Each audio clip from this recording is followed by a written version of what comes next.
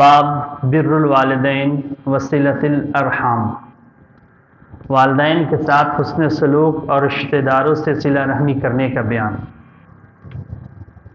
اللہ رب العالمین قرآن پاک میں ارشاد فرما رہا ہے وَاعْبُدُوا اللَّهَ وَلَا تُشْرِكُوا بِهِ شَيْئًا وَبِالْوَالِدَيْنِ إِحْسَانًا وَبِذِي الْقُرْبَى وَالْيَتَامَى وَالْمَسَاكِينِ وَذَوِي ذِي الْقُرْبَى۔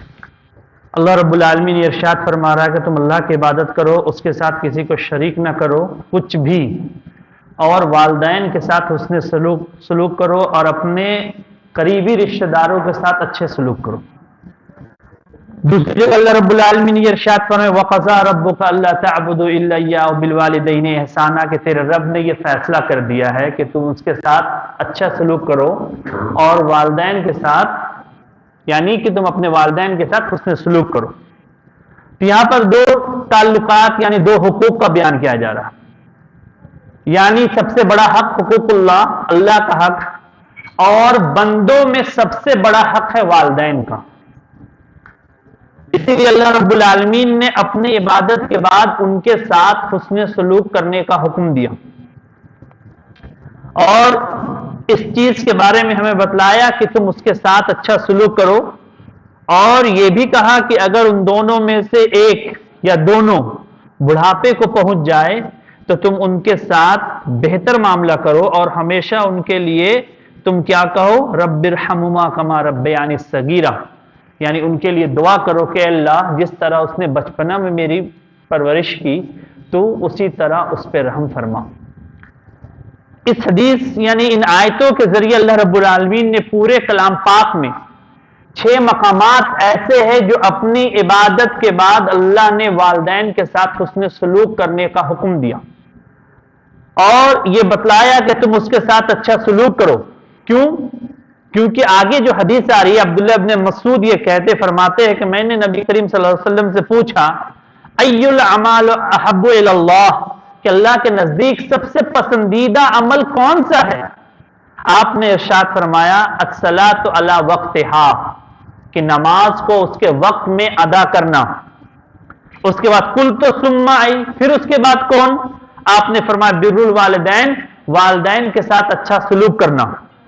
اس کے بعد آپ نے فرمایا پھر کون سا؟ جہاد فی سبیل اللہ، اللہ کے راستے میں جہاد کرنا۔ تو یہاں پر جو عمل بیان کیے گئے اس سے یہ بات پتہ چلتی ہے کہ کوئی بھی عمل برابر نہیں ہے کہ سب کا ایک ہی طرح ثواب ملے۔ پتہ یہ چلا کہ بعض عمل بعض سے اس کی فضیلت، اس کی فوقیت زیادہ ہے۔ جیسے اللہ رب العالمین سے جب اللہ کے رسول سے پوچھا گیا تو سب سے پہلی حدیث یہ بیان کی گئی کہ وقت یعنی وقت پہ نماز کو ادا کرنا، اول وقت پہ، کیونکہ حضرت جبرائیل علیہ السلام جب آئے اللہ کے رسول کو وضو کا طریقہ اور نماز کا طریقہ سکھلائے تو اس میں پڑھ کر بتلائے کہ یہ آپ کی امت کا اول وقت ہے، پھر دوسرے دن آئے نماز سکھائے کہ یہ آپ کی امت کا آخر وقت ہے، اور اس کے بعد یہ بتلائے کہ اللہ رب العالمین کو پسند ہے اول وقت میں نماز ادا کرنا۔ جب یہ چیز ہو گئی، اور اس کے بعد بر الوالدین، والدین کے ساتھ حسن سلوک کرنا، اور جہاد فی سبیل اللہ، اس حدیث میں یہ چیز بیان کی گئی۔ دوسری حدیث حضرت ابو ہریرہ سے فرمایا کہ کوئی اولاد، آپ نے فرمایا کوئی اولاد اپنے والد کے احسان کا بدلہ نہیں چکا سکتا مگر یہ کہ وہ اپنے ماں باپ کے ساتھ غلام پائے اور اسے خرید کر آزاد کر دے۔ یعنی اللہ رب العالمین، اللہ کے رسول نے یہ فرمایا کہ کوئی بھی اولاد اپنے والد کا کوئی بدلہ نہیں چکا سکتا، الا یہ کہ اس کا اگر وہ شخص اپنے باپ کو کسی کے پاس غلام پاتا ہے تو اسے آزاد کر دیتا ہے تو وہ اس کا بدلہ چکا دے گا۔ لیکن ایک دوسری روایت آگے جو آ رہی ہے کہ اللہ کے رسول نے فرمایا جو شخص اللہ اور قیامت کے دن پر ایمان رکھتا ہو، من کان یؤمن باللہ والیوم الآخر، پیچھے بھی یہ حدیث گزر چکی ہے کہ چاہیے کہ وہ اپنے رشتہ داروں کے ساتھ بہتر سلوک کرے، اپنے مہمانوں کے ساتھ اچھا مہمان نوازی کرے، اور چاہے تو بہتر بات کہے یا خاموش رہے۔ تو یہ حدیث یہ بتاتی صلہ رحمی، یعنی صلہ رحمی کے تعلق سے کہ صلہ رحمی ایک ایسی چیز ہے کہ جب اللہ کے رسول اللہ رب العالمین نے جب تمام مخلوقات کی پیدائش کر دی، اور تمام مخلوقات کے پیدائش کے بعد جب اللہ کے رسول اللہ رب العالمین یعنی کہ جب پلٹے تو دیکھے کہ یعنی کہ جو رشتہ ہوتا ہے وہ اللہ کا عرش کو پکڑ کر لٹکا ہوا ہے، تو اس کا مقام جو قطع رحمی سے تجھے پناہ مانگے، اللہ کے رسول نے جب دیکھا کہ اللہ تعالیٰ نے، تو بولا کیا معاملہ ہے؟ بولا اللہ تعالیٰ آپ نے تو رشتے کو پیدا کر دیا، لیکن یہ رشتہ دنیا میں لوگ مجھ کو کاٹیں گے، مجھ کو توڑیں گے۔ تو اللہ رب العالمین نے فرمایا کہ تم اس چیز سے خوش نہیں ہو، راضی نہیں ہو کہ جو تجھے دنیا میں جوڑے گا میں اسے جنت سے جوڑوں گا، اور جو تجھے کاٹے گا میں اسے جنت سے کاٹ دوں گا۔ یہ صلہ رحمی یہ بہت بڑا سبب ہے انسان کے مال اور اس کے زندگی میں برکت کا سبب ہے۔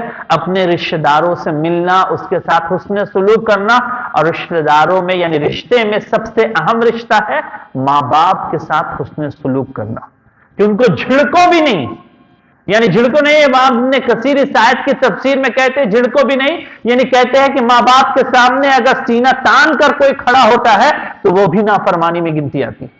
اتنا احترام اس کا سکھایا گیا کہ ایسا تم اس کے ساتھ سلوک کرو۔ آج ہمارے معاشرے میں کیسا سلوک ہے آپ خود دیکھ لیں، اور جو اولاد ایسا کرتے ہیں ان کا کیا حشر ہوگا۔ وہ ان کے ساتھ جب حقوق الوالدین بیان کیا جائے گا، والدین کی نافرمانی، تو تمام باتوں کو بیان کی جائے گی۔ حضرت ابو ہریرہ کی ایک دوسری روایت ہے کہ اے اللہ کے رسول، میرے ساتھ حسن سلوک کا سب سے بہتر مقام کون رکھتا ہے؟ آپ نے فرمایا تمہاری ماں۔ پھر کون؟ تمہاری ماں۔ 3 مرتبہ، یہ حدیث بہت بار سن چکے۔ تو علماء لکھتے کیوں ماں کو 3 درجہ دیا گیا، باپ کو 1 درجہ؟ تو کہا گیا کہ ماں کو جو 3 درجہ گیا ہے، پہلا جو ماں پیدائش سے پہلے بچوں کو 9 ماہ اپنے پیٹ میں رکھتی ہے، اس کی تکلیف کو برداشت کرتی ہے، پھر پیدائش کے وقت جو تکلیف برداشت کرتی ہے، پھر دودھ پلانے میں جو تکلیف، اس کو پالنے میں جو تکلیف برداشت کرتی ہے، یہ 3 مقامات ایسے ہیں جو ماں کو دیا گیا ہے جو باپ اس کے درجے کو نہیں پا سکتا۔ تو اللہ رب العالمین نے، اللہ کے رسول نے فرمایا کہ تمہاری ماں یعنی رشتہ داروں میں سب سے بہتر سلوک اپنے ماں کے ساتھ۔ اسی لیے ایک دوسری روایت میں آتا ہے کہ اللہ کے رسول سے پوچھا گیا، اللہ کے رسول صلی اللہ علیہ وسلم میری ماں نہیں ہے، ہم کس کے ساتھ حسن سلوک کریں؟ آپ نے فرمایا کیا تمہاری خالہ ہے؟ اس نے کہا ہاں۔ بولا جاؤ، خالہ ماں کے درجے کی ہے، تم اس کے ساتھ حسن سلوک کرو، یہ تمہاری نیکیوں میں اضافے کا سبب ہے۔ تو یہ پتا چلا کہ باپ کا درجہ جو ماں کے 3 درجے کے بعد آتا ہے، کیونکہ ماں کی امپورٹنس زیادہ ہے۔ اور اس چیز کو دیکھا جائے کہ آج سب سے زیادہ بدسلوکی اگر اولاد کرتے ہیں، کیوں؟ اپنے ماں کے ساتھ کرتے ہیں، کیونکہ ماں کو دیکھتے ہیں کہ ماں بہت نرم ہے، سافٹ ہے، تو یہ چیز ان کی نرمی کا فائدہ نہ اٹھائے، بلکہ ماں کی جہاں دعا لگتی ہے ماں باپ کی، وہاں پہ بد دعا بھی لگتی ہے۔ اس چیز کو ہم یاد کر لیں۔ پہلے بھی حدیث گزر چکی جرائع کا، جو اپنے گرجا گھر میں عبادت کر رہا تھا، اس کی ماں نے جو کہا اس کی بد دعا لگی۔ آپ شیخ سدیس کو دیکھ لیجئے، جو مسجد حرم کا کیا تھے، مسجد حرم کے امام ہیں، تو ان کا تعلق سے کیا؟ ان کے گھر پہ مہمان آئے، شیخ سدیس بچے تھے، وہ بالو اٹھائے اور مہمان کے کھانے میں پھینک دی۔ ماں کو اتنا غصہ آیا کہ کہا کہ جاؤ، اللہ رب العالمین تجھے خانہ کعبہ کا یعنی امام بنا دے، اور وہ بن گئے۔ وہ کہتے ہیں اپنے انٹرویو میں کہ میری ماں کی بد دعا آج مجھے اس مقام پہ پہنچائی۔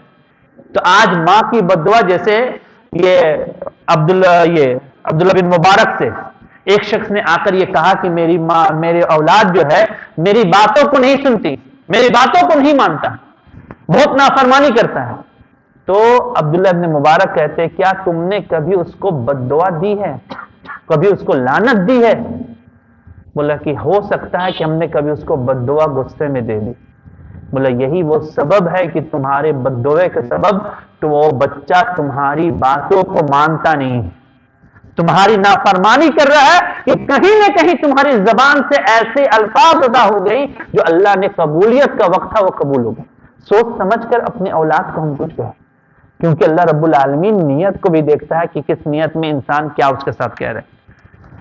دوسری بات حضرت ابو ہریرہ سے کیا فرمایا کہ ناک خاک آلود ہو، پھر ناک خاک آلود ہو 3 مرتبہ جس شخص نے بڑھاپے میں اپنے والدین کو یا ان میں سے کسی ایک یا دونوں کو پایا اور ان کی خدمت کر کر جنت نہ پا سکا۔ سب سے بد یعنی کہ خاک آلود ہے، یعنی گرم خاک، یعنی کہ راکھ جو گرم ہوتا ہے اس کے منہ پہ ڈالا جائے، وہ شخص ایسا ہے، یعنی وہ شخص کو ایسی سزا ملنی چاہیے کہ اتنی بڑی نعمت اس کے پاس تھی اور اس نے اپنی بخشش نہیں کروائی، اسے خدمت کر کے جنت نہ پا سکا۔ ایک دوسری روایت میں اللہ کے رسول نے فرمایا اسی طرح کہ جو رمضان کو پایا اور اپنی بخشش نہ کروا پایا۔ تم رمضان کو پا کر اپنے گناہ کو معاف نہ کروایا، اپنے والدین کو پا کر، ان دونوں میں سے کسی ایک کو پا کر یا دونوں کو پا کر اسی خدمت کر کے جنت نہ پا سکا، تو یہ ہے وہ سبب جس کی وجہ سے آج یہ گناہ ہمیں مل رہے ہیں۔